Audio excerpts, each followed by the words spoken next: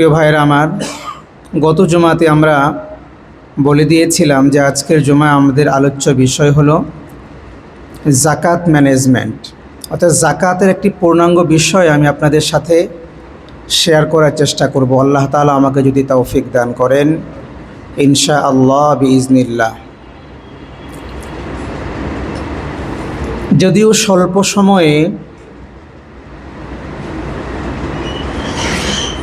স্বল্প সময়ে এক বৈঠকে জাকাতের সবগুলো অনুষঙ্গ নিয়ে কথা বলা হয়তো সম্ভব হবে না, তারপরেও আমি আমার আলোচনাকে এমনভাবে সাজিয়েছি আপনাদের জন্য যেন একটা টোটাল প্যাকেজ আপনাদের সামনে উপস্থাপন করা যায়। সকল বিষয়ই যেন আপনারা অন্ততপক্ষে একটা ধারণা পেয়ে যান। এজন্য মনোযোগের সাথে আজকের কথাগুলোকে শুনতে হবে এবং মনে রাখার চেষ্টা করতে হবে। আল্লাহ তাআলা আমাদেরকে সঠিকভাবে কথাগুলো বলার এবং সে অনুপাতে আমল করার তৌফিক দান করুন, পড়ে আমিন। আমাদের আজকের আলোচনার বিষয়বস্তুর মধ্যে যে বিষয়গুলো আমি আপনাদের সামনে শেয়ার করব সেটি হলো, 1 নাম্বার, জাকাতের গুরুত্ব এবং তাৎপর্য। এই বিষয়টা নিয়ে কথা বলবো। তারপরে আমরা কথা বলবো জাকাত যাদের উপর ফরজ হয়েছে তারা যদি জাকাত আদায় না করে তাদের কোরআনে বর্ণিত শাস্তি কী, এই বিষয়টা নিয়ে আমরা কথা বলবো। জাকাত আদায়ের কি খাত, সবাইকেই জাকাত দেয়া যায় কিনা, বা কোন কোন খাতে জাকাত দেয়া যায়, এই বিষয়টা নিয়ে আমরা কথা বলবো। এবং কাদেরকে জাকাত দেয়া যায় না এই বিষয়টাও আমি আপনাদের সামনে শেয়ার করার চেষ্টা করব।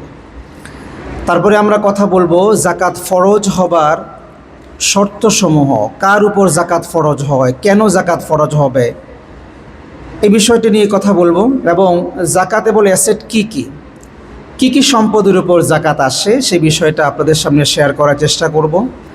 এবং জাকাত হিসাব করার সহজ পদ্ধতি কিভাবে জাকাতটাকে আপনি হিসাব করবেন, যদি সময় কোলায় আমি সেই বিষয়টাও আপনাদের সামনে শেয়ার করার চেষ্টা করব। এবং কৃষি সম্পদের জাকাত, পশু সম্পদের জাকাত, এবং কিভাবে কি দিয়ে জাকাত দিলে জাকাতটা প্রোডাক্টিভ হবে, ইফেক্টিভ হবে, এই বিষয়টা নিয়ে আপনাদের সামনে কথা বলার চেষ্টা করব।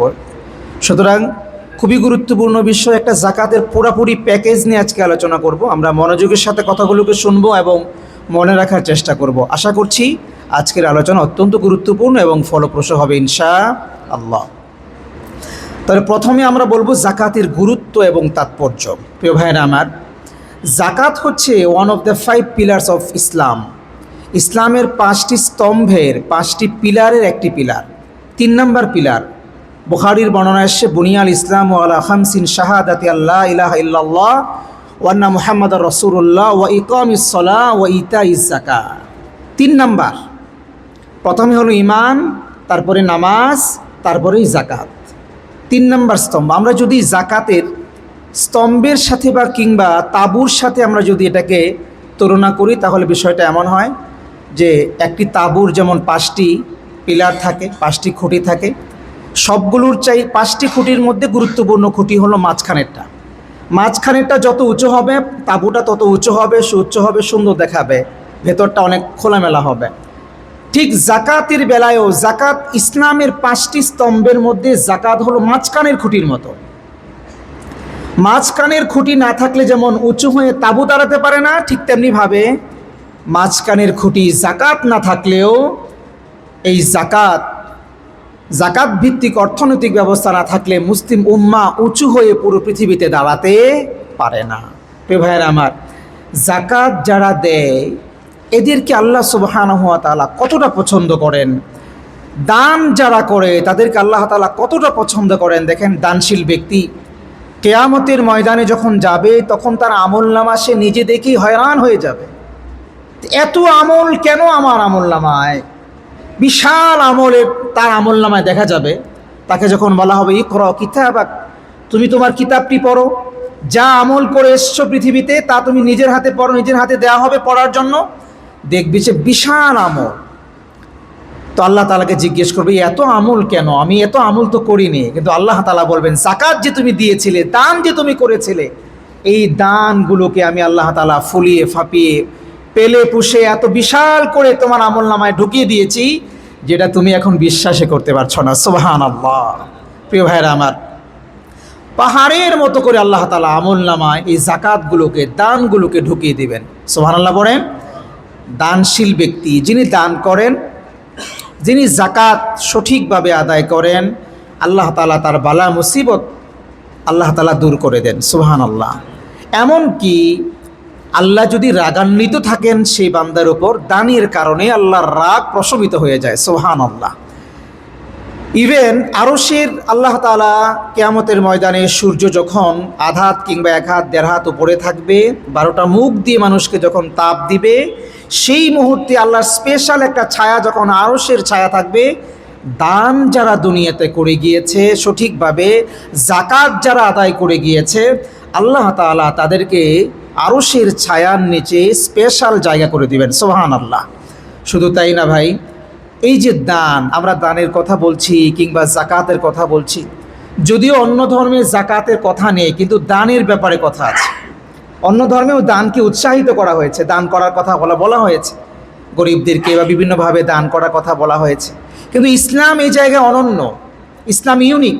ইসলাম শুধুমাত্র উৎসাহই দেয় নাই, বরং এটাকে অব্লিগেটরি করে দিয়েছে, বাধ্যতামূলক কিংবা ফরজ করে দিয়েছে। বলেছে তোমাকে দান, জাকাত তোমাকে দিতেই হবে, যদি তোমাকে নির্দিষ্ট পরিমাণ সম্পদ থাকে আর নির্দিষ্ট পরিমাণ সময় তোমার যদি পার হয়, তাহলে ওই সম্পদের উপর শতকরা 2.5 টাকা জাকাত দেওয়াই লাগবে। 40 টাকায় 1 টাকা, 80 টাকায় 2 টাকা, 100 টাকায় 2.5, 2.5 টাকা দিতে হবে।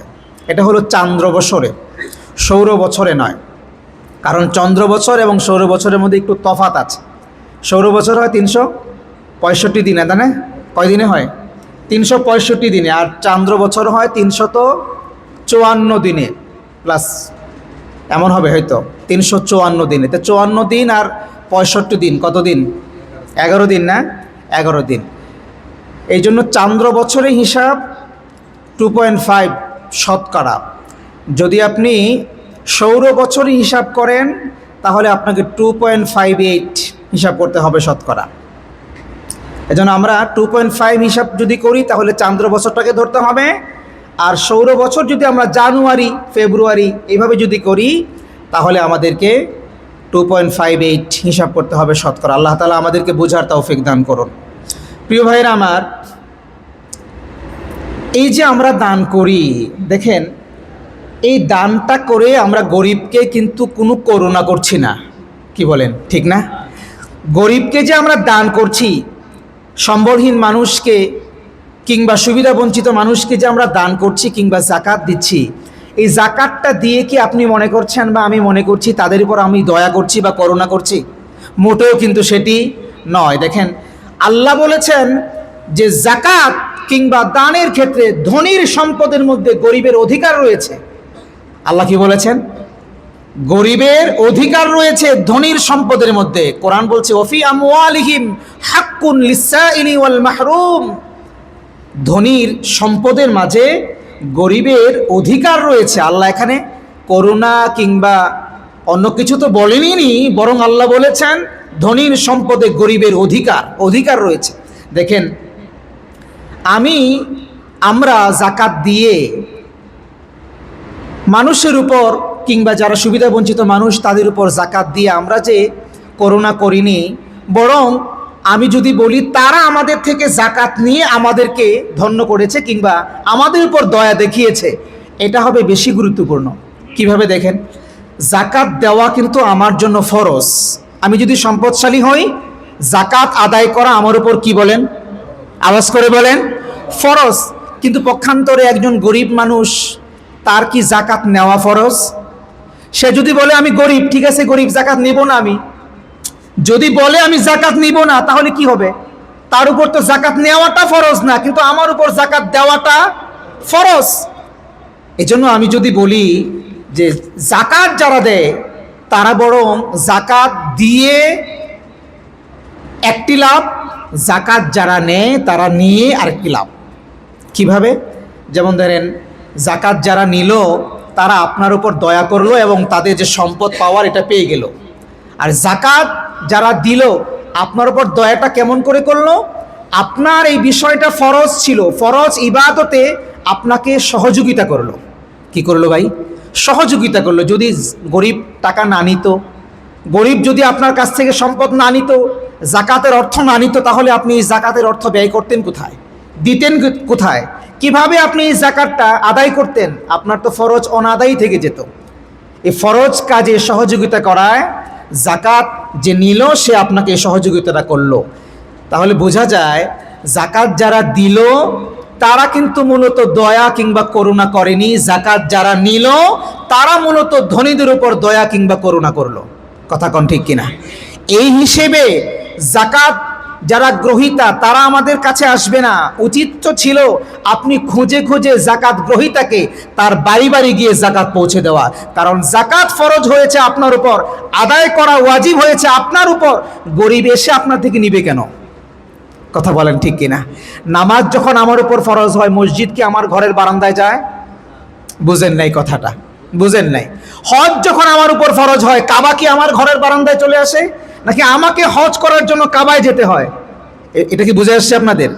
হজ করার জন্য যদি আমাকে কাবায় যেতে হয়, নামাজ পড়ার জন্য যদি আমাকে মসজিদে আসতে হয়, ওযু করার জন্য যদি আমাকে পানির কাছে যেতে হয়, পাঞ্জাবি কেনার জন্য যদি আমাকে দোকানের কাছে যেতে হয়, তাহলে জাকাত দেওয়ার জন্য গরিব কেন আমার কাছে আসবে? জাকাত একটি ফরজ ইবাদত, আমার উপর ফরজ হয়েছে। এটাই উচিত তো ছিল গরিব খুঁজে আমাকে বের করে আমাকে দেওয়া। কিন্তু আমার উপর গরিব ইহসান করে, দয়া করে, গরিব আমার কাছে আসে, এসে বলে আমি গরিব, আমাকে দান করো। বুঝেন নাই বোধহয় কথাটা? বুঝতে পেরেছেন প্রিয় ভাইয়েরা আমার? দেখেন, এই জন্য আল্লাহ বলেছেন ওয়াফি আমওয়ালিহিম হাক্কুন লিসসাইলি ওয়াল মাহরুম, ধনীদের সম্পদে গরিবের অধিকার। কারণ ইসলাম চায় একটি সুন্দর মানবিক সমাজ। ইসলাম চায় একটা সুন্দর মানবিক সমাজ গড়ে তুলতে। সম্পদের তারল্য যেন সবার কাছে পৌঁছে যায়, এমন যেন না হয় যে এক ধনীর কাছেই সম্পদ কক্ষিগত হয়ে আছে, এমনটি যেন না হয়। আল্লাহ বলেছেন কাইলা ইয়াকুনা দুলাতাম বাইনাল আগনিয়াই মিনকুম, সম্পদ যেন কেবলমাত্র ধনীদের হাতে কক্ষিগত হয়ে না থাকে। এই সম্পদকে সবার কাছে পৌঁছে দেওয়ার জন্য, গরিবের কাছেও পৌঁছে যাবার জন্য আল্লাহ তাআলা এই জাকাতের ব্যবস্থা করেছেন। প্রিয় ভাইরা আমার, তাহলে আমরা কি বুঝলাম? এই যে জাকাত যেটা আমাদের উপর ফরজ, এই জাকাত দেওয়ার ব্যাপারে কি কোনো ছাড় আছে? কি মনে করেন কোনো ছাড় আছে? না, জাকাত যাদের উপর ফরজ তাদেরকে দেওয়াই লাগবে, দেওয়াই লাগবে ভাই। এটা গরিবের অধিকার। এটা হলো প্রথম অংশ। 2 নম্বর, যদি আমরা বলি জাকাত ফরজ হবার পর যদি আমরা জাকাতটা আদায় না করি, তাহলে কোরআন আমাদেরকে কি সতর্ক করলো, আল্লাহ আমাদেরকে কি হুঁশিয়ারি শোনালো, এবং যেটা কার্যকর হবে। চলুন এটা নিয়ে আমরা কথা বলি। আল্লাহ বলছেন ওয়াল্লাযীনা ইয়াকনিজুনা আয-যাহাবা ওয়াল ফিদ্দাতা ওয়া লা ইউনফিকুনাহা ফী সাবিলিল্লাহ ফাবাশশিরহুম বিআযাবিন আলীম। আল্লাহ বলছেন, হে নবী, যারা স্বর্ণ রূপা জমা করে রাখে, আল্লাহর রাস্তায় দান করে না, জাকাত যারা দেয় না, তাদেরকে আপনি কঠিন আযাবের সুসংবাদ দান করুন। কঠিন আযাবের সুসংবাদ দান করুন। দেখেন আযাবটা কতটা তীব্র হতে পারে, তীব্র থেকে তীব্রতর কতটা হতে পারে, যার কারণে আল্লাহর ভাষাটা খেয়াল করেন। আল্লাহ বলেছেন আযাবের ফাবাশশিরহুম বিআযাবিন আলীম, আযাবের সুসংবাদ দেওয়ার কথা বলেছেন। আমি তো প্রায়শই কথা বলি যে সন্তান যখন কখনো কথা না শোনে, তখন বাবা যদি চাকরিতে থাকে কিংবা ব্যবসা প্রতিষ্ঠানে থাকে, মা কি বলে, 2-4টা কথা শুনিয়ে দিয়ে বলে আমি তো কিছু করতে পারলাম না, কথা শোনাইতে পারলাম না, বাবা আসুক মজাটা বুঝাবে। ভাই বলে না এই কথা, এরকম বলে না? বাবা আসুক মজাটা বুঝাবে। ওই মজা বলতে কি পটেটো ক্র্যাকার্স, চকলেট, নাকি শাস্তি, পিটনি, মায়ের হবে? কি শাস্তি হবে, শাস্তিটা কতটা কঠিন হবে, এইটা বুঝাইতে গিয়ে মা বলে মজাটা বোঝাবে। তো আল্লাহ সুবহানাহু ওয়া তাআলা এখানে টিপ্পনি কেটে আল্লাহ বলেছেন যাদেরকে কতটা কঠিনতম শাস্তি আমি দিব, এটার সুসংবাদ আপনি দেন। আল্লাহু আকবার। আল্লাহ আমাদেরকে হেফাজত করেন, পড়েন আমিন। সূরা তাওবা 35 নম্বর আয়াত আল্লাহ চমৎকার করে বললেন আযাব, ইয়াউমা ইউহমা আলাইহা ফি নারি জাহান্নাম ফাতুকওয়া বিহা জিবাহুহুম ওয়া জুনুবুহুম ওয়া যুহুরুহুম হাযা মা কানাসতুম লিআনফুসিকুম ফাযুকু মা কুনতুম তাকনিজুন। আল্লাহ তাআলা কঠিনভাবে বললেন সেদিন জাহান্নামের আগুনে পুঞ্জীভূত সম্পদকে গলিয়ে উত্তপ্ত করে আল্লাহ খন্তি বানাবেন। যারা দুনিয়াতে সম্পদকে ব্যয় করে না, পুঞ্জীভূত করে রেখে দিয়েছে, যাকাত দেয় না, সঠিকভাবে আদায় করে না যাকাত, আল্লাহ বলছেন, ভাই আমি কি বানিয়ে বলছি না আল্লাহর কোরআন বলছি? আল্লাহর কোরআন থেকে বলছি, আপনি একটু মনে রাখেন, স্মৃতিতে ঢুকান, এটা আল্লাহর কোরআন। সেই কোরআন, যালিকাল কিতাবুল লা রাইবা ফি, সেই কোরআন, যে কোরআনে সন্দেহের কোনো অবকাশ নেই, সেই কোরআন। এই কোরআন বলছে সূরা তাওবা 35 নম্বর আয়াত, আপনি আর আমি যে সম্পদকে আজকে দুনিয়ায় পুঞ্জীভূত করে রাখলাম, যাকাত আদায় করলাম না সঠিকভাবে, এই সম্পদকে আল্লাহ গলাবেন, গলিয়ে খন্তির মতো বানাবেন। কিসের মতো বানাবেন? বলেন বলেন। খন্তির মতো বানাবেন। শুধু এখানেই ক্ষান্ত নয়, আল্লাহ বলছেন খন্তির মতো বানাবেন। তারপরে কি করবেন? এই খন্তি দিয়ে আল্লাহ তাআলা তাদের কপালে, তাদের পার্শ্বদেশে, তাদের পাঁজরে, তাদের পিঠে আল্লাহ তাআলা ছেকা দিবেন, দগ্ধ করবেন, ছেকা দিবেন। কেমন ছেকা?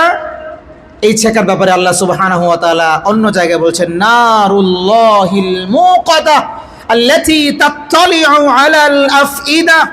দুনিয়ার মানুষ, তোমরা দুনিয়ার যে আগুন দেখতে পাও, এই আগুনে তুমি আঙ্গুল রাখলে আঙ্গুল পোড়ে, পা রাখলে পা পুড়ে, দেহের যে অংশে আঙ্গুল লাগে সে অংশটুকু পুড়ে।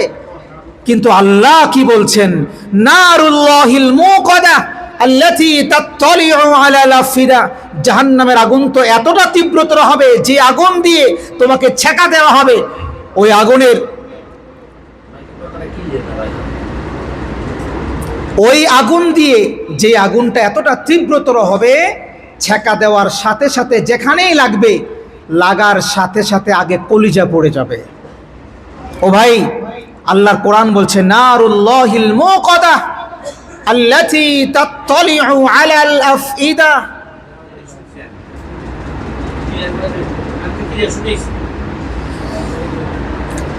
আল্লাহ সুবহানাহু ওয়া তাআলা বলছেন, যেই আগুনের, যেই সম্পদ পুঞ্জীভূত করে খন্তি বানিয়ে তোমাকে ছেকা দেওয়া হবে, ওই খন্তি দিয়ে তোমার কপালে ছেকা দেওয়ার সাথে সাথে তোমার কলিজাটা পুড়ে যাবে।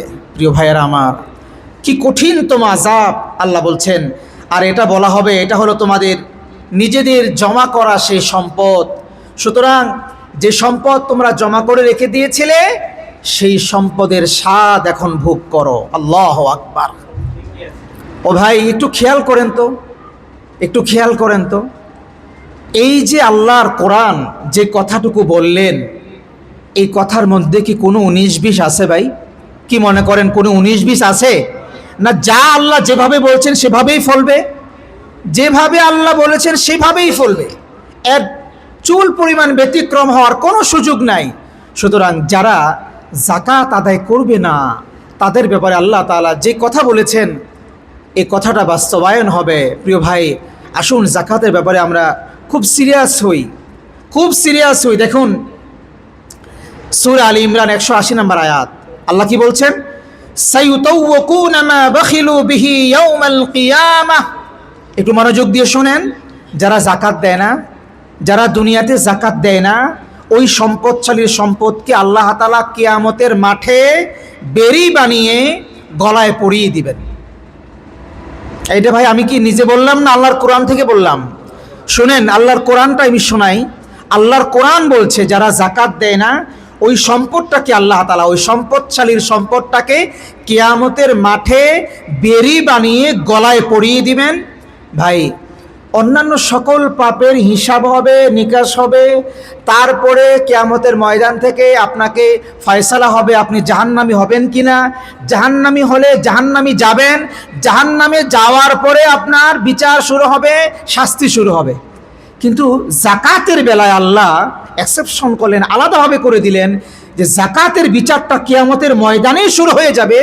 আচ্ছা, কিয়ামতের ময়দানে যদি আপনার হিসাবটা শুরু হয় নাই, নামাজের হিসাব আল্লাহ নেয় নাই, অন্যান্য কোনো বিষয়েরই হিসাব আল্লাহ নেয় নাই, হয়তো আপনি পাশ করবেন, নামাজে পাশ করবেন, তাহাজ্জুদে পাশ করবেন, ওমরায় পাশ করবেন, হজে পাশ করবেন, দাড়িতে পাশ করবেন, সুন্নায় পাশ করবেন, সব জায়গা হয়তো পাশ করবেন, কিন্তু তার আগেই যদি আল্লাহ আপনার গলায় দড়ি বেরি পরাইয়া দেয় এবং ফেরেশতা যদি হেঁচকা টানে, তাহলে আপনি যে নামাজ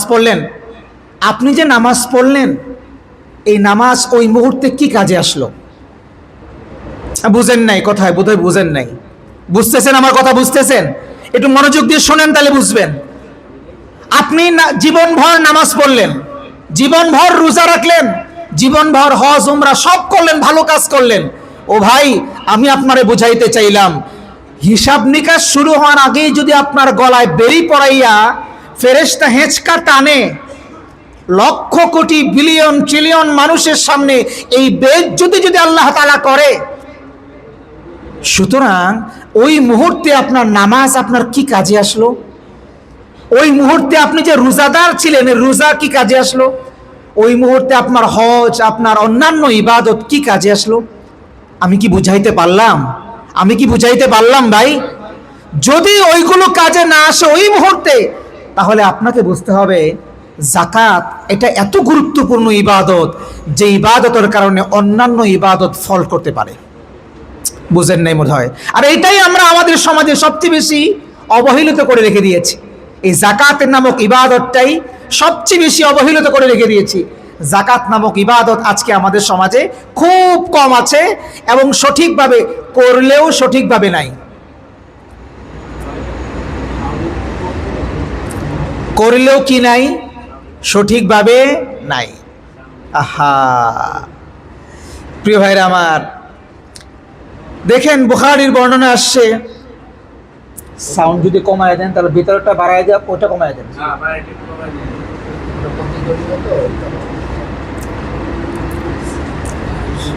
আচ্ছা, বুখারীর বর্ণনা কথা বলছিলাম। বুখারীর বর্ণনা শুনেন, যাকাতের ব্যাপারে আমি বলছি। 1403 নম্বর হাদিস। হাদিসে আসছে, সুজাআন আকরা লাহু যাবিবাতান ইউতাওয়াকাহু ইয়াওমাল কিয়ামাহ সুম্মা ইয়াখুযু বিলিহজিমাতাইহি সুম্মা ইয়াকুলু আনা মালুক ওয়া আনা কানসুক। বুখারীর বর্ণনা। আল্লাহর নবী সাল্লাল্লাহু আলাইহি ওয়াসাল্লাম বলছেন, যারা যাকাত আদায় করবে না, এই দুনিয়ায় যারা যাকাত দিবে না, যেই সম্পদগুলোকে তারা পুঞ্জীভূত করে রেখে দিয়েছিল, জমিয়ে রেখে দিয়েছিল, ডিপোজিট করে রেখে দিয়েছিল, নানানভাবে তারা জমায় রাখছিল, এগুলো সম্পদগুলো আল্লাহর জন্য খরচ করে নাই, এই সম্পদগুলোকে আল্লাহ তাআলা একটা প্রচণ্ড বিষধর সাপ বানাবেন। সাপটা মাথা হবে টাক মাথাওয়ালা, এবং চোখগুলো হবে প্রচণ্ড রকমের কালো। চোখগুলো হবে প্রচণ্ড রকমের কালো। এই কালো চোখওয়ালা প্রচণ্ড বিষধর সাপকে আল্লাহ তাআলা ফেরেশতার মাধ্যমে ওই যাকাত যারা দুনিয়াতে আদায় করে নাই তাদের গলার মধ্যে পেঁচিয়ে দিবেন। পেঁচিয়ে দেওয়ার পরে কি হবে?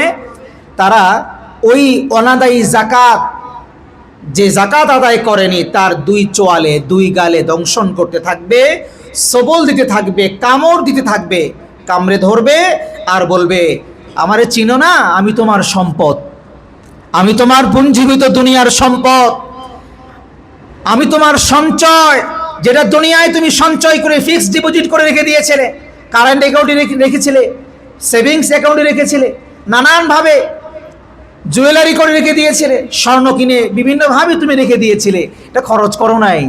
মনে করেছো দুনিয়াতে এগুলো ভোগ করবে, ভোগও করতে পারো নাই, খরচও করো নাই আল্লাহর জন্য। আজকে এই সম্পদ আল্লাহ তাআলা আমাকে সাপ বানিয়েছেন, আর তোমাকে কামড় দেওয়ার জন্য আল্লাহর পক্ষ থেকে নির্দেশ আসছে। চলবে কতদিন? মরণ হবে না যতদিন, কিয়ামতে মরণ বলতে কোনো কিছু আর নাই। সুতরাং চলতেই থাকবে, চলতেই থাকবে। ও ভাই, এই যে আপনার সামনে আমি বিষয়গুলো বলছি, আপনি কি মনে করেন এই বিষয়গুলো কোনো হেলা খেলায়, কোনো স্বাভাবিক ছেলে খেলা কোনো বিষয়? খুবই গুরুত্বপূর্ণ ভাই। যারা আমরা আমাদের সমাজে যাকাত দেই না, এই কঠিন যে শাস্তি যেগুলো আমাদের সামনে অপেক্ষা করছে, আমরা কি এই শাস্তিগুলো উপভোগ করতে পারবো? এই শাস্তিগুলো কি আমরা নিতে পারবো ভাই? কোনোভাবে কি শাস্তির ন্যূনতম কোনো শাস্তি আমরা গ্রহণ করতে পারবো ভাই? যদি এটা আমরা না পারি, তাহলে আমাদের জন্য বাধ্যতামূলক হলো আজকের এই দিনে হিসাব করে করে আপনাকে যাকাত আদায় করা। যদি আপনি এটা না করেন ভাই, আপনি নামাজি, দ্যাটস এনাফ, আপনি নামাজ পড়েন, সব ঠিক আছে। আপনি নামাজ পড়তে পড়তে একবারে কপালে কালো দাগ ফেলে দিয়েছেন, হাঁটুতে দাগ ফেলে দিয়েছেন, নাকে দাগ ফেলে দিয়েছেন, আপনি মনে করছেন আপনি একদম চেলচালায় জান্নাতে চলে যাবেন। না রে ভাই, না, সম্ভব না। কারণ আল্লাহ বলছেন, আল্লাহর নবী বলছেন, কিয়ামতের ময়দানটা যখন শুরু হয়ে যাবে, শুরু হয়ে যাওয়ার সাথে সাথেই আপনার গলার মধ্যে বেরি পরিয়ে আপনাকে একেবারে দুর্ভাগা বানিয়ে আপনাকে হ্যাঁচকা টেনে জাহান্নামে নেওয়া হবে। তখন আপনার নামাজ, রোজা, অন্যান্য ইবাদতগুলো ওই মুহূর্তে ওই অবস্থায় কোনো কাজে আসবে না। সুতরাং যদি আপনার নামাজকে আপনি টিকাইতে চান, যদি আপনার রোজাকে আপনি টিকাইতে চান, যদি আপনার হজগুলোকে টিকাইতে চান, তাহাজ্জুদ তারাউবিনকে টিকাইতে চান, তাহলে সঠিকভাবে যাকাত না দিলে এগুলোও টিকবে না। এই কথা কি আপনি বুঝতে পারছেন ভাই? আমি কি বুঝাইতে পারছি? এবার আসুন 3 নাম্বার আমরা কথা বলি, সময় তো কম। 3 নাম্বার পয়েন্ট হচ্ছে জাকাত আদায়ের খাত। কোন খাতে আমরা জাকাত দিব? এ ব্যাপারে কোরআনে কারিমে 8টি খাতের কথা বলা হয়েছে স্পষ্ট একটি আয়াতে। আল্লাহ বলছেন, 1 নাম্বার হলো সূরা তাওবা 60 নাম্বার আয়াত, আল ফুকারা, ফকিরকে আপনি দিবেন। ফকিরকে মাল্লাহু শাই ওয়ালা ইয়াকফি, কিছু তো আছে কিন্তু যতটুকু আছে এতটুকু দিয়ে তার যথেষ্ট হয় না। মাসের 20 দিন খাইতে পারলে আর 10 দিন ভোকা থাকে, ঠিক মতো খাইতে পারে না। প্রাথমিক জীবনের প্রাথমিক যে চাহিদাগুলো সেগুলো সে পূরণ করতে পারে না, সে জাকাতের উপযুক্ত। 2 নাম্বার হলো আল মিসকিন, আল মাসাকিন। মিসকিন অর্থাৎ অতি দরিদ্র, হত দরিদ্র যেটাকে বলা হয়। মান লাইসা লাহু শাই, যার আসলে কিছুই নাই, এই ব্যক্তি হলো মিসকিন। 3 নাম্বার হলো আল আমিলুনা আলাইহা, যাকাত সংগ্রহ এবং বিতরণের কাজে যারা নিয়োজিত তারা। 4 নাম্বার হলো আল মুআল্লাফাতু কুলুবুহুম, নতুন মুসলিম কিংবা এমন মানুষ বিধর্মী যাকে জাকাত দিলে পরে সে ইসলাম ধর্মে আসবে বলে বা ইসলামী দিকে তার মন ঝুঁকবে বলে ধারণা করা যায়। এটা ইসলামের প্রথম যুগে ছিল, যখন ইসলাম স্টাবলিশ হয়ে গিয়েছে তখন এটা রহিত হয়ে গিয়েছে। 5 নাম্বার হলো অফির রিকব। রিকব মানে হলো দাস মুক্তি, দাস মুক্তির জন্য জাকাত প্রদান করা যায়। এটাও এখন আমাদের সমাজে দাস প্রথা নেই, এটাও রহিত হয়ে গিয়েছে। 6 নাম্বার হলো আল গারিমুন। আল গারিমুন মানে হলো ঋণগ্রস্ত রূপ, যে সকাল বিকাল মানুষ তার কাছে এসে ঋণের টাকা চায়, ঋণের ভারে এতটা নুয়ে গিয়েছে যে বাসা বাড়িতে সে থাকতে পারে না। এই ব্যক্তিকে আপনি কি করুন? জাকাত দিয়ে সহায়তা করে তাকে ঋণ থেকে মুক্তি হওয়ার ব্যবস্থা করতে পারবেন। নাম্বার 7 হলো ফি সাবিলিল্লাহ, আল্লাহর রাস্তায় যারা আছে।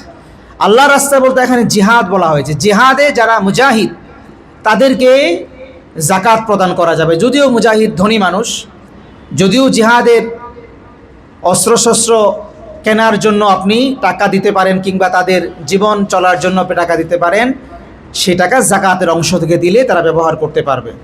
নাম্বার 8 ইবনুস সাবিল। ফি সাবিলিল্লাহর এই ব্যাখ্যায় আবার আধুনিক স্কলারগণ বলেছেন, যারা দিন শিক্ষায় নিজেকে নিয়োজিত রেখেছেন, যারা দিন শিক্ষায় নিজেকে নিয়োজিত রেখেছেন তারাও ফি সাবিলিল্লাহর অন্তর্ভুক্ত, তাদেরকেও আপনি জাকাতের অংশ দিতে পারেন। ইবনুস সাবিল মানে হলো পথিক, যারা পথভ্রষ্ট হয়ে গেছে, অর্থাৎ পথিক মুসাফির, বাড়িতে তার অনেক টাকা পয়সা আছে, অনেক কোটিপতি, সে কিন্তু এমন এক জায়গায় গিয়েছে সেখানে যাওয়ার পরে হাইজ্যাক হয়েছে, মানিব্যাগ নিয়ে গেছে, ওয়ালেট নিয়ে গেছে, চুরি হয়েছে। এমন অবস্থায় এই মুহূর্তে সে তার চাইতে গরিব আর কেউ নাই, মানে একটি টাকাও তার কাছে এখন পকেটে নাই। যদি এমন অবস্থা হয়, ওই ধনী ব্যক্তিকেও ওই অবস্থায় বাড়ি আসা পর্যন্ত যতটুকু টাকার প্রয়োজন ওই টাকা আপনি জাকাতের অংশ থেকে দিতে পারবেন।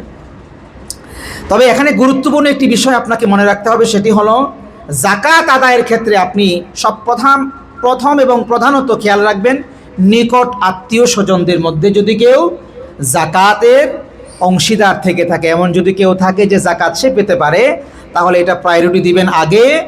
নাম্বার 2, মাদ্রাসায় যারা দ্বীনি জ্ঞান অর্জন করছে সেখানে যারা উপযুক্ত আছে তাদেরকে অগ্রাধিকার দিবেন। এতে করে আপনার সওয়াব হবে 2 গুণ। এতে করে সওয়াব হবে কয় গুণ? 2 গুণ সওয়াব হবে। কীরকম? মুহাদ্দিসিন কেরাম বলেছেন, 1 নম্বর সওয়াব হলো জাকাত আদায় তো করলেন, ওই আদায়ের সওয়াব হবে। 2 নাম্বার হলো দ্বীনি জ্ঞান শিক্ষা করার জন্য তাকে সহায়তা করলেন। আপনার এই টাকা নিয়ে যদি সে একটা কিতাব কেনে, আপনার এই টাকা নিয়ে যদি সে তার ভরণ পোষণ চালিয়ে শিক্ষাটাকে চালিয়ে যায়, গরিব মানুষ, অনাথ, এতিম, অসহায়, তাহলে এই দিন শিক্ষার উপায় উপকরণ হিসাবে আপনি তাকে সহায়তা করলেন, এটার সওয়াবও আপনি পেয়ে যাবেন। তাহলে বুদ্ধিমান তো সেই ব্যক্তি যে এক কাজ করলে ডবল লাভ পাওয়া যায়, এই কাজই তো আমাদের করা বেশি দরকার। কি বলেন, ঠিক না ভাই? আমরা গত জুমায় বলেছিলাম যে দ্বীনি শিক্ষার যে প্রতিষ্ঠানগুলো আছে, আপনারা চাইলে আপনাদের আশপাশে খুঁজে খুঁজে যেখানে লিল্লাহ বোর্ডিং আছে, যেখানে সত্যিকারই গরিব ছাত্র পড়াশোনা করে এবং সেখানে লিল্লাহ বোর্ডিংয়ে সঠিক ম্যানেজমেন্টের মাধ্যমে সেখানে প্রয়োগ করা হয়, এমন জায়গা খুঁজে আপনারা দিবেন। গত সপ্তাহে আমি আমার প্রতিষ্ঠানের কথা আপনাদের সামনে শেয়ার করেছিলাম। আজকেও আমি বলছি যে আমার প্রতিষ্ঠানে আলহামদুলিল্লাহ অনেকগুলো এরকম 30-এর অধিক ছেলে মেয়ে এরকম আছে যারা জাকাত খাবার উপযুক্ত। আপনারা চাইলে আমার প্রতিষ্ঠানে দিয়েও সহায়তা করতে পারেন। এতে করে ইনশাল্লাহ আমি সঠিকভাবে আপনাদের অংশটুকু যেভাবে খরচ করা দরকার সেইভাবেই তাদেরকে দিয়ে খরচ করব ইনশাআল্লাহ। আমি এটা আপনাদের কাছে একটা আবদারও করতে পারি। কি বলেন, ঠিক না? আমি আপনাদের খতিব হিসাবে, যেহেতু মসজিদে জাকাতের টাকা দেওয়া যায় না, মসজিদ দিতে পারলে আমি এই কথা বলতাম না, কারণ আমি মসজিদে প্রথম আগে। কি বলেন, ঠিক না? এই জন্য আমি আপনাদের কাছে আবদার রাখতে পারি, যেহেতু মসজিদে দেওয়া যায় না, আপনি অন্য কোথাও দিবেন। আমি খতিব হিসাবে আপনার খতিব হিসাবে আমি হকদার, সুতরাং আমার প্রতিষ্ঠানে আপনি দিবেন বলে আমি আশা রাখছি। আশা করছি আপনারা এই ব্যাপারটি বিবেচনায় নেবেন। এবার আমরা জানবো কাদেরকে জাকাত দেয়া যাবে না। খুব খেয়াল করে শুনুন। বনু হাশেম খানদানের লোকজন যারা, অর্থাৎ মুহাম্মদুর রাসূলুল্লাহ সাল্লাল্লাহু আলাইহি ওয়াসাল্লাম যেই খানদানের লোক, এই খানদানের লোকদেরকে জাকাত দেওয়া যাবে না, কারণ তারা সম্মানিত মানুষ। সম্মানিত মানুষকে জাকাত দেয়া যায় না। তারা যদি, এই খানদানের মানুষ যদি গরিব থেকে থাকে, আপনি অন্য খাত থেকে তাকে সহায়তা করুন, কিন্তু জাকাতের অর্থ থেকে দেয়া যাবে না। 2 নাম্বার হলো অমুসলমান। অমুসলমানকে আপনি জাকাত দিতে পারবেন না। গরিব যদি হয় আপনি স্বাভাবিক দান করতে পারবেন, তাকে অন্যভাবে তাকে দান করতে পারবেন, কিন্তু জাকাতের অংশ থেকে দেয়া যাবে না। 3 নাম্বার হলো কোনো ধনী ব্যক্তিকে জাকাত দেওয়া যাবে না। কোনো ধনী ব্যক্তিকে জাকাত দেওয়া যাবে না। 4 নাম্বার হলো, এটা খুব গুরুত্বপূর্ণ, অনেকেই প্রশ্নটা করেন যে ঔরসজাত সম্পর্কের কাউকেই জাকাত দেওয়া যাবে না। আমি যদি একটু ডিটেলসে বলি, তাহলে বাবা মা তাদের উপরে, বাবার মা অর্থাৎ দাদা দাদি এবং তাদের উপরে যদি থেকে থাকে, না থাকলে তো নাই, সাধারণত থাকে না। মায়ের মা, মায়ের বাবা অর্থাৎ নানা নানি এবং তাদের উপরে যদি থেকে থাকে, থাকবে না, নানির পরে আর থাকে না সাধারণত, যদি থাকে তাহলে তাদেরকেও জাকাত দেওয়া যাবে না। এবং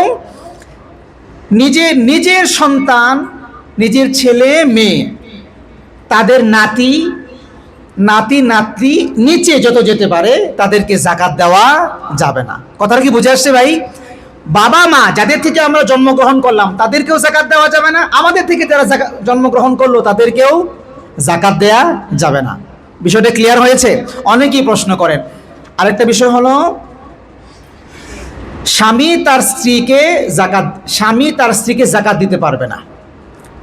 অনেক সময় তাবদিল করার জন্য মানুষ কি করে, যে স্ত্রীরে দিয়ে দিই তাহলে সম্পদটা তো আমারই থাকবে, ঠিক না? এরকম দেওয়া যাবে না। কারণ কেন দেওয়া যাবে না? কারণ স্ত্রী আপনার অধিকারভুক্ত, এই স্ত্রীর ভরণ পোষণের দায়িত্ব আপনার, এমনিতেই এই স্ত্রীর ভরণ পোষণের দায়িত্ব আপনার, তখন আপনার জাকাত দিবেন কেন? তবে উল্টোটা, যদি স্বামী গরিব হয়, স্বামী যদি কি হয়, গরিব হয়, স্ত্রী যদি ধনী হয়, তাহলে চাইলে, যেহেতু স্ত্রীর অধিকার না, স্ত্রী অধিকারভুক্ত নয়, স্বামীর ভরণ পোষণের দায়িত্ব কিন্তু স্ত্রীর কাঁধে নাই, সেই হিসাবে স্ত্রী যদি চায় তাহলে জাকাত স্বামীকে দিতে পারবে। কিন্তু বুঝার বিষয় হলো, স্বামী স্ত্রীর সম্পর্ক কি জাকাতের কিনা, এটা আপনি বুঝবেন মনে মনে। স্বামী স্ত্রীর সম্পর্ক কি জাকাতের কিনা, যদি আপনি মনে করেন এই সম্পর্ক জাকাতের তাহলে দিবেন, আর যদি মনে করেন না এই সম্পর্ক তো জাকাতের না, তাহলে জাকাত দিবেন কেন? আপনি যদি এই পরিমাণ অর্থই তাকে জাকাত আসবে, তা আপনি সেই অর্থ আপনার স্বামীর পায়ে দান করে দিবেন। কি বলেন, ঠিক না? এটাই তো উত্তম স্বামীর কাজ, উত্তম স্ত্রীর কাজ। যেমন হযরত খাদিজা রাদিয়াল্লাহু তাআলা আনহা অনেক বড় সম্পদশালী ছিলেন, সমুদয় সম্পদ মুহাম্মদুর রাসূলুল্লাহ সাল্লাল্লাহু আলাইহি ওয়াসাল্লামের কদমে দান করে দিয়েছে। আপনার জন্য সব, আমার 1 টাকাও নাই। সুবহানাল্লাহ বললেন না? আমার 1 টাকাও নাই। সম্ভ্রান্ত, কতটা সম্ভ্রান্ত ছিলেন, মক্কা নগরীর সবচেয়ে সম্ভ্রান্ত মহিলার মধ্যে একজন, সবচেয়ে ধনী মানুষের মধ্যে একজন, এত বড় ব্যবসা ছিল, সবগুলো তিনি বললেন, হুজুর আমি যখন আপনার স্ত্রী, আমার সম্পদ থাকবে আপনার থাকবে না, এটা হতে পারে না। লোকেরা আপনারই গরিব বলবে, আমারই ধনী বলবে, হতে পারে না। আজ থেকে সব সম্পদের মালিক আপনি, আমি আপনার গোলাম। সুবহানাল্লাহ। সম্পর্ক তো ভালোবাসার, এখানে জাকাত দেয়া নেয়ার সম্পর্ক নয়, এটা আমরা বুঝতে পেরেছি। 5 নম্বরে আমরা বলবো জাকাত ফরজ হবার শর্ত কি। প্রাইমারি শর্ত হচ্ছে নেসাব পরিমাণ সম্পদের মালিক এবং 1 চান্দ্র বছর এই সম্পদ স্টে করা, তাইলে আপনার উপর জাকাত ফরজ হবে। ভাই বুঝতেছেন কথাটা? প্রাইমারি শর্তটা কি? নেসাব পরিমাণ সম্পদের মালিক। নেসাবটা কি আমি বলবো। নেসাব পরিমাণ সম্পদের মালিক যদি আপনি হন এবং এই সম্পদের মালিক, ধরেন আজকে রমাদানের কত তারিখ? 9 তারিখ। এই রমজানের 9 তারিখে যদি আপনি নেসাব পরিমাণ সম্পদের মালিক হন, আগামী বছর রমজানের 9 তারিখে আপনার উপর জাকাত ফরজ। কথা কি বুঝতে পেরেছেন? আগামী বছর রমাদানের 9 তারিখে আপনার উপর জাকাত ফরজ। যদি এই সম্পদটা আজকে যেমন আছে আগামী বছরেও যেমন এমন যদি থাকে, হ্যাঁ মাঝখানে উঠানামা করতে পারে, এতে কোনো অসুবিধে নাই। বছর শেষ হওয়ার পরে যদি সেই সম্পদ জাকাত দেওয়ার মতো হয় তাহলে আপনার উপর জাকাত ফরজ। 2 নাম্বার হলো সম্পদের পূর্ণ মালিক হওয়া লাগবে। যে সম্পদের আপনি জাকাত দিবেন এই সম্পদের পূর্ণ মালিক হওয়া লাগবে। এখানে আরেকটি কথা আমি বলে নেই, অনেক সময় আমরা মনে করি যে স্বামী স্ত্রীর একসাথে আমরা হিসাব করি, যে আমার যে সম্পদ, স্ত্রীর যে সম্পদ একসাথে হিসাব করে আমরা জাকাত দেওয়ার চেষ্টা করি কিংবা একটা কিছু করি। বিষয়টা আসলে ইন্ডিভিজুয়াল করতে হবে। স্ত্রীর আলাদা, স্বামীর আলাদা। আপনার নামাজ আপনি পড়লে কি স্ত্রীর আদায় হয়? বুঝেন কথাটা, বুঝেন? আপনার উপর যে নামাজ ফরজ আপনার স্ত্রীর উপরও সেই নামাজ ফরজ। আপনার স্ত্রী আদায় করলে কি আপনারটা আদায় হয়? কিংবা আপনি আদায় করলে কি স্ত্রীরটা আদায় হয়? ঠিক তেমনিভাবে জাকাতটাও আপনার উপর ইন্ডিভিজুয়াল ফরজ, আপনার স্ত্রীর উপরও আলাদাভাবে ফরজ। সুতরাং হিসাবটা আলাদা আলাদাভাবে করতে হবে। কথাটাকে বুঝে আসছে ভাই? এইভাবে আমরা হিসাব করে জাকাত দিব। 3 নাম্বার হলো ব্যবহারের অতিরিক্ত হওয়া এই সম্পদ। আপনি ব্যবহারের অতিরিক্ত কখন ধরবেন? 1 বছর আপনি আজকে রমজানের 9 তারিখ থেকে আগামী রমজানের 9 তারিখ পর্যন্ত এই সম্পদ আপনার কোনো কাজে আসে নাই। আল্লাহ বলেছেন দেখেন জিয়াদা, অর্থাৎ আপনার সম্পদ যখন অতিরিক্ত হবে আপনার কাজে আসে এমন সম্পদের উপর আল্লাহ জাকাতের কথা বলেন নাই। আপনার থাকতে পারে 10 লক্ষ টাকা, এই 10 লক্ষ টাকা আপনার 1 বছর কাজে আসবে। কি কাজে আসবে? আপনি এই 10 লক্ষ টাকা দিয়ে এটা করবেন সেটা করবেন, নিজের জন্য এটা করবেন সেটা করবেন, ঘুরবেন, নানান কিছু করবেন, কিন্তু বছর শেষে আপনি এই টাকা থাকবে না। যদি না থাকে 10 লক্ষ কেন 10 কোটি হইলেও জাকাত নাই। বুঝেন নাই কথাটা? হ্যাঁ আপনি জমাইছেন, কেন জমাইছেন? আল্লাহ তো বলেন নাই আপনাকে জমাইতে, বলেছেন আপনি ইচ্ছা করে খান নাই, ইচ্ছা করে ভালো করে চলেন নাই। বোঝা গেল আপনি যতটুকু চলেছেন ততটুকুই এনাফ। তো এনাফ যদি হয় সেটা আপনার অতিরিক্ত সম্পদ। বুঝেন নাই কথাটা? এনাফ যদি হয়, যেখানে আপনি খরচ করতে পারেন মাসে 30,000 টাকা, সেখানে খরচ করে কোনো রকম 10,000 টাকা দিয়ে আপনি সংসার চালিয়েছেন, তাহলে বোঝা গেল 10,000 টাকাই এনাফ, বাকি 20,000 টাকা অতিরিক্ত।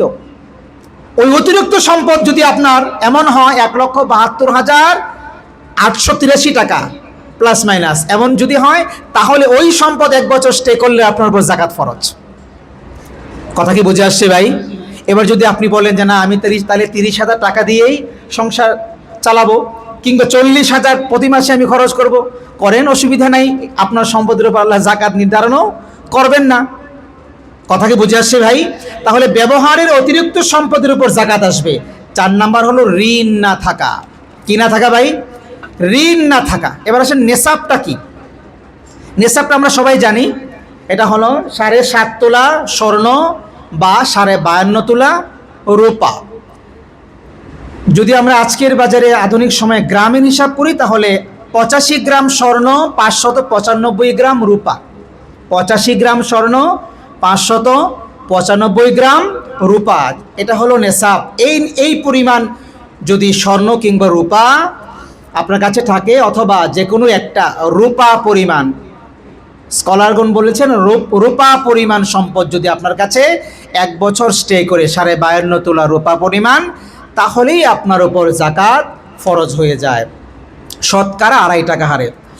দেখেন আমাদের কাছে বর্তমান সময়ে এসে মনে হতে পারে যে এটা অনেক বেখাপ একটা জিনিস, 52.5 তোলা রূপা আর 7.5 তোলা স্বর্ণ। 7.5 তোলার স্বর্ণের দাম কত হবে? যদি 2 লাখ টাকাও সামথিং, 2,61,000 এটা আবার কিছু একটা হবে আজকের বাজারে স্বর্ণের দাম। যদি 2 লাখ টাকাও বিক্রি মূল্য ধরেন, তাহলে 7.5-এর কত হয়? 7 দ্বিগুণে 14 আর 1 লাখ, 15 লাখ, তাই না? এমন হবে না? 15 লক্ষ টাকা। আচ্ছা, রূপা 52.5 আজকের বাজারে সম্ভবত 22 ক্যারেট হলো 6,883 টাকার মতো হবে, এই টাইপের সামথিং প্লাস মাইনাস। 22 ক্যারেট রূপা, 21 ক্যারেট 800 টাকা সামথিং কম, 18 ক্যারেট আরও কম। তা আজকে আপনি 5,000 ধরেন একটা মিনিমাম হিসাবের জন্য, তাহলে 52.5 কত হয়? কত হয় ভাই? হিসাব করতে পারেন? 50 হিসাব করেন, 50-এ হ্যাঁ 6 লাখ, 2.5 লাখ। আচ্ছা, 2.5 লাখ কোথায়? 2.5 লাখ আর কোথায় 15 লাখ? হিসাবটা কেমন হলো?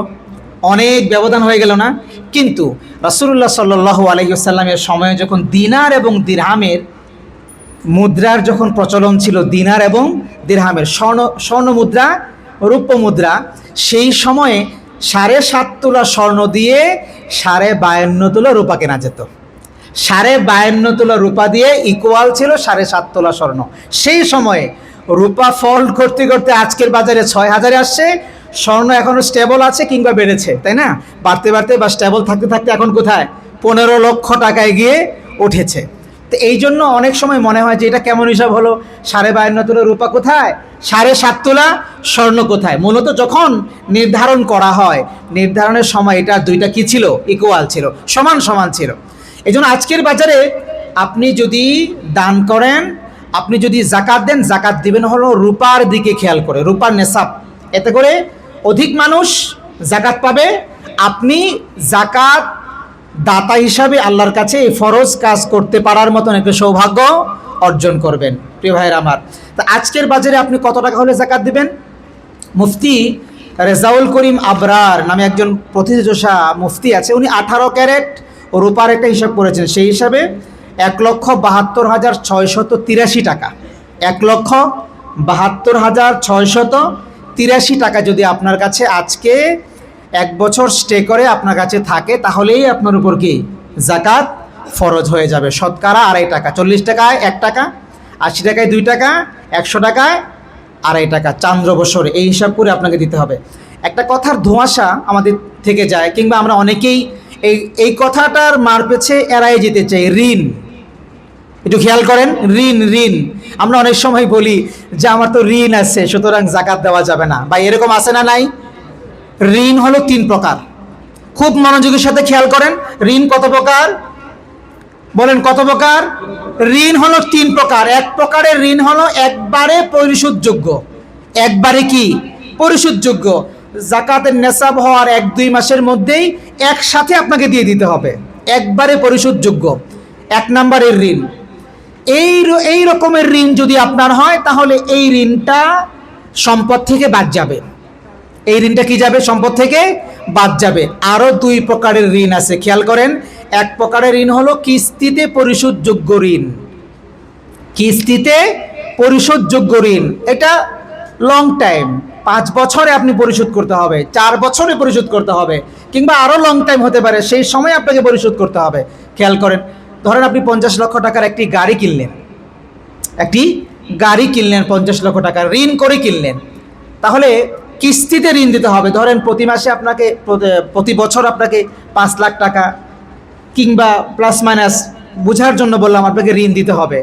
তাহলে সর্বোচ্চ যে বছর আপনি জাকাত দিবেন, এই 12টি কিস্তি, এই বছরের যে 12 কিস্তি, প্রতি মাসে একটি হলে 12 মাসে 12টি, এই 12টি কিস্তি আপনি অফ রাখতে পারেন। বাকিগুলো যা আছে এগুলো ঋণের আওতায় আসবে না, এগুলোতেও জাকাত দিতে হবে। এগুলো সম্পদ ধরে জাকাত দিতে হবে। প্রিয় ভাইয়েরা আমার, যদি আমরা সবগুলো বাদ দিতাম, তাহলে আমাদের দেশে আমরা যারা বড় লোক যাদেরকে বলি, এরা আসলে জাকাত খাওয়ার উপযুক্ত। আমাদের দেশে সিআইপি যে ব্যবসায়ীগুলো আছে, ব্যাংক লোন নেন হাজার হাজার কোটি টাকা, আছে না ভাই? হাজার হাজার কোটি টাকা, এবং তাদের অনেকে ঋণ খেলাপিও থাকে হাজার হাজার কোটি টাকা। জাকাত আসবে কত টাকা আর ঋণ কত টাকা, এই হিসাব যদি করা হয়, তাহলে এদেরকে জাকাত দেওয়া দরকার। বুঝেন নাই কথাটা? আমাদের নরসিংদীর একজন বড় ব্যবসায়ী আছেন, আব্দুল কাদের মোল্লা নামে একজন বড় ব্যবসায়ী আছেন, গার্মেন্টস, সুতা, নানান কিছু করেন। তো এই কাদের মোল্লা উনি বিশাল বড় ব্যবসায়ী, কত হাজার কোটি টাকা তিনি নিয়েছেন ব্যাংক থেকে, তিনিও হয়তো হিসাব আছে, আমরা বলতে পারি না। এবং তিনিও যে এখন এই সম্পদগুলো করার পরে কত টাকার মালিক হয়েছেন এটা বোধহয় তিনিও সঠিকভাবে বলতে পারবেন না। দান করেন প্রচুর, প্রচুর দান করে, কিন্তু এখন চিন্তা করেন এই লোক যে হাজার হাজার কোটি টাকা, এটা উদাহরণের জন্য বললাম, হাজার, এমন অনেক লোক আমাদের দেশে আছে হাজার হাজার কোটি টাকা ব্যাংক থেকে নিয়েছেন। তাহলে তার সম্পদ যদি হিসাব করা হয় তাহলে তো দেখা যাবে তিনি আরও বরঞ্চ ঋণী, তিনি আরও বরঞ্চ কি ঋণী। এখন ঋণের হিসাবটা যদি আসে তাহলে তো তার জাকাত দেওয়ার প্রয়োজন নাই, বরং তিনি জাকাত খেতে পারেন। কিন্তু এখানে বিষয়টা হলো যেই জাকাত আপনাকে কিস্তিতে পরিশোধ করতে হয়, একবারে পরিশোধযোগ্য নয়, ওই সম্পদ আপনার সম্পদের তালিকায় আসবে এবং ওই সম্পদগুলো হিসাব করে আপনার জাকাত দিতে হবে। আমি কি ভাই বুঝাইতে পারলাম? নাম্বার 3, আরেকটা ঋণ হলো বিলাসিতার জন্য ঋণ করা, বিলাসিতার জন্য ঋণ করা। যেমন ধরেন আপনার গাড়ির প্রয়োজন, এক্স করলা দিয়ে আপনার চলে যায়, করলা দিয়ে আপনার প্রয়োজন মিটে যায়, কিন্তু আপনি বিএমডাব্লিউ কিনবেন, এটা আপনার হলো একটা গ্রেভিটি কিংবা আপনার একটা প্রেস্টিজ, আপনি বিএমডাব্লিউ কেনার জন্য তো আবার টাকা নাই, ব্যাংক থেকে লোন করলেন, 80 লক্ষ টাকা লোন করলেন কিংবা 1 কোটি টাকার লোন করলেন। এই যে লোনটা করলেন, ঋণটা করলেন, এটা আপনার প্রয়োজনের জন্য নয়, বরং বিলাসিতার জন্য। কি জন্য করলেন ভাই? বিলাসিতার জন্য। এই যে বিলাসিতার জন্য যে ঋণটা করলেন, এই ঋণটা কিন্তু ঋণ হিসাবে ধর্তব্য হবে না, বরং এটা আপনার অ্যাসেট হিসাবে ধর্তব্য হবে। জাকাতের হিসাব, এই সম্পদ আপনার আসবে, জাকাত আপনাকে দিতে হবে। বা বুঝাইতে পারলাম ভাই? ঋণ কত প্রকার ভাই? 3 প্রকারের ঋণের কথা বললাম। এক প্রকারের ঋণ হলো যে ঋণ একসাথে একবারে পরিশোধযোগ্য, জাকাতের হিসাব যখন করবেন 2-1 মাসের মধ্যে দিয়ে দিতে হবে, এটা বাদ যাবে। এটা কি যাবে? এই ঋণ আপনার নিঃসম্পদ থেকে বাদ যাবে। বাকি যে 2 প্রকারের ঋণ, যেটা কিস্তিতে পরিশোধযোগ্য ঋণ, সর্বোচ্চ 12 মাসের কিস্তি বাদ যাবে, বাকিগুলো হিসাবের মধ্যে আসবে। আর বিলাসিতার জন্য আপনি যে ঋণ করলেন, এই ঋণটা বাদ যাবে না। এটা হলো ঋণের হিসাব। এবার আসেন 6 নম্বরে আমরা কথা বলি, জাকাতে বলে অ্যাসেট কি কি, জাকাত যোগ্য সম্পদ কি কি। সোনা রূপা, 1 নম্বর সোনা রূপা, স্বর্ণ রৌপ্য, যে কোনো ফর্মে হোক, এটা জুয়েলারি হোক, অর্নামেন্টস হোক, বার হোক, কিংবা 999 বিস্কিট হোক, বুঝলেন, একবারে 24 ক্যারেটের, এমন যদি হয় আপনি জমা করে রাখছেন, এগুলো যাই হোক, যেই ফর্মেই থাকুক, এটা জুয়েলারি থাকলেও, অলংকারাদি থাকলেও, এগুলো সবগুলোর উপর কি আসবে ভাই? বলেন কি আসবে? জাকাত আসবে। তবে এটা বিক্রয় মূল্য ধরতে হবে। কোনটা? বিক্রয় মূল্য। আজকের বাজারে আপনি বিক্রয় মূল্য কীভাবে হিসাব করবেন? দোকানের সাথে হিসাব গিয়ে কথা বলবেন, সর্বোচ্চ তিনি হয়তো 30% কিংবা সর্বোচ্চ 40%, কোনো জায়গায় 20%, 25% কী দেয়, একটা কমিশন দিয়ে একটা হিসাব করে মাপযোগ করে একটা বিক্রয় মূল্য ধরা হয়। যদি এটা 2 লাখ টাকা হয়, হয়তো আরও 50,000 টাকা বা 30,000 টাকা কমে আসবে বিক্রয় মূল্যটা। বাজারে, আজকের বাজারে আপনি যেদিন জাকাত দিবেন সেই দিন হিসাব করবেন, সেই দিনের বাজারে বিক্রয় মূল্য কত, ওটা ধরে আপনাকে হিসাব করতে হবে, ক্রয় মূল্য নয়। আমি আবারও বলছি, ক্রয় মূল্য নয়। কি মূল্য? বিক্রয় মূল্য। এটা খেয়াল রাখবেন। 2 নাম্বার হলো ক্যাশ। যত জায়গায়, যত ফর্মে আপনার কাছে ক্যাশ আছে, এগুলো জাকাত দিতে হবে, যতভাবেই আপনার কাছে ক্যাশ আছে। 3 নাম্বার হলো আমাদের সঞ্চয়পত্র, ডিপোজিট, তারপরে আরও কি থাকে, প্রাইস বন্ড, না থাকে না, এগুলো থাকে না, এগুলো প্রত্যেকটা আপনি চাইলে এগুলো ভাঙাতে পারেন এবং সম্পদ বানাতে পারেন, টাকা বানাতে পারেন, তারল্য করতে পারেন। আজকের বাজারে আপনার এই প্রাইস বন্ডের দাম কত আছে হিসাব করবেন, খবর নেবেন, খবর নিয়ে সেটাকে আপনি সম্পদের মধ্যে ধরে আপনাকে জাকাত দিতে হবে। তারপরে 4 নাম্বার হলো ব্যবসার সমুদয় সম্পদ। ব্যবসার জন্য আপনি যা রেখেছেন সম্পদ, সব সম্পদ জাকাতের মধ্যে আসবে, হিসাব করতে হবে। তবে এখানে একটা বিষয় হলো, ব্যবসা যা দিয়ে আপনি ব্যবসা করেন এগুলো আসবে না। যেমন মেশিনারিজ, আপনি ধরেন কথার কথা সুতার ফ্যাক্টরি, সুতা আপনি যেই মেশিন দিয়ে তৈরি করেন, মেশিন কত টাকা দিয়ে গেলে এটা আসবে না। এই ঘর আসবে না, জায়গার হিসাব আসবে না, আসবে হলো আপনার কাঁচামাল এবং যে সম্পদ আপনি তৈরি করলেন, সুতা, এই সুতার আজকের বাজারে বাজার দাম, এগুলো হিসাব করে তারপরে জাকাত দিতে হবে। 5 নাম্বার হলো শেয়ার বাজার।